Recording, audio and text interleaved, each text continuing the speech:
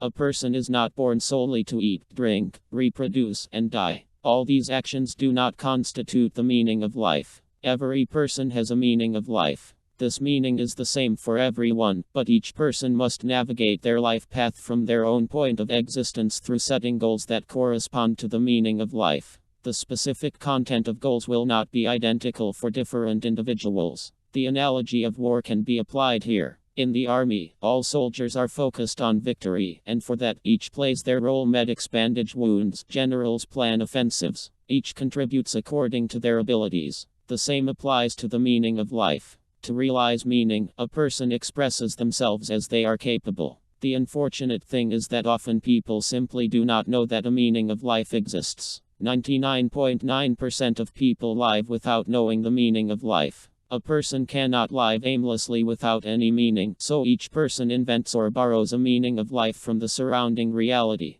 The person themselves does not genuinely believe that this meaning is accurate, but they follow it to pass the time in their life. Such a person is burdened by life. A false meaning turns a person's life into a fleeting existence, leaving behind just a collection of impressions and negative experiences, and for some, an awareness of the erroneousness of their choice. Thus, people do not live consciously. They live relatively spiritually aimlessly, lacking their own life guidelines because they do not see directions or goals around which to build their guidelines. For instance, the North Star points to the north, but if there is no goal to go anywhere, then directions and guidelines are unnecessary, and therefore, one will not have any understanding of them. In the lives of most modern people, there is no spiritual, immaterial meaning relative to which a person could evaluate what is good or bad, right or wrong, necessary or unnecessary. This is partly because all attempts to create and impose such a meaning on the masses have led to negative results, as we see from history. Regarding the body and the needs associated with it, a person constructs meaning.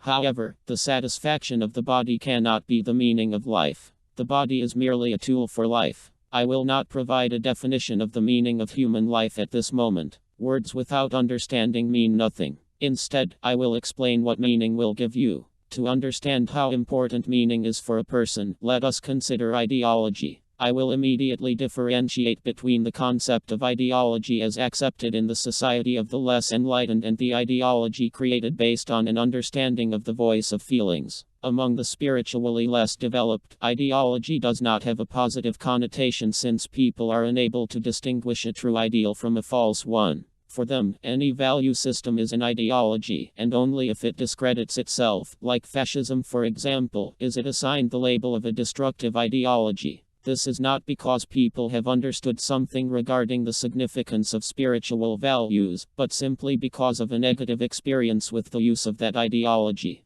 Humans have created ideologies such as fascism, capitalism, and socialism, and they follow them en masse without regard to the consequences, all because the meaning embedded in ideals gives a person faith in a bright future, and therefore in new opportunities for themselves and for others. It seems that the goal is still the same: physical well-being. But no, the main well-being here is spiritual. Even an unconscious striving for spirituality gives a person the strength to follow an ideology. This is what those in power exploit. In the modern world, in economically developed countries, ideology has been adapted to a capitalist way of life. It seems that there is no ideology as such because there are no declared moral priorities. Rather, moral priorities in capitalist ideology have been replaced with material values, and therefore love, respect, status, popularity can be bought for money. Money has become the unspoken supreme value of the masses in capitalist ideology. For the powerful, the main value is power, based on the possession of wealth.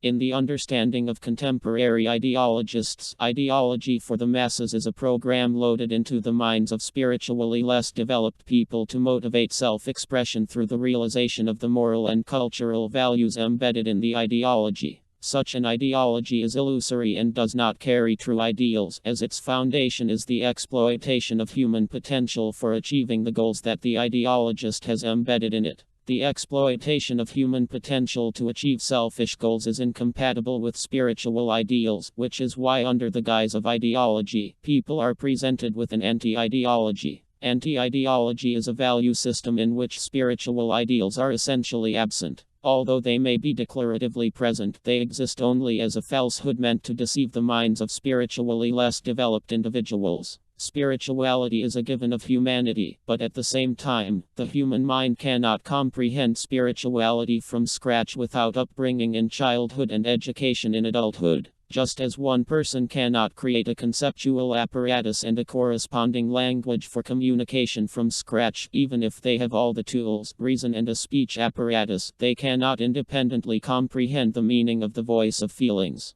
This is because from a young age, they develop in a society where the very concept of the voice of feelings does not exist. Instead, there is the concept of emotions, which are sought to be experienced as vividly and frequently as possible, as they add flavor to life. There is the concept of satisfaction, where the psyche and body derive pleasure from achieving various goals. There is the concept of pleasure without satisfaction, where pleasant sensations always seem insufficient, prompting a person to seek more and more. For spiritually less developed individuals, feelings equate simply to a kind of chemical reaction in the body. At best, they are a form of pleasure, which often transforms into pain. People are metaphorically similar to a society of Mowgli who come together and, not knowing how to express complex concepts, rely on gestures and facial expressions to articulate their immediate physical needs. Without language, abstract thinking doesn't form. Just as without understanding the voice of feelings, the meaning of life does not arise. If everyone understood the significance of the voice of feelings, it would be impossible to make anyone mindlessly follow an anti-ideology under the pretext of noble slogans.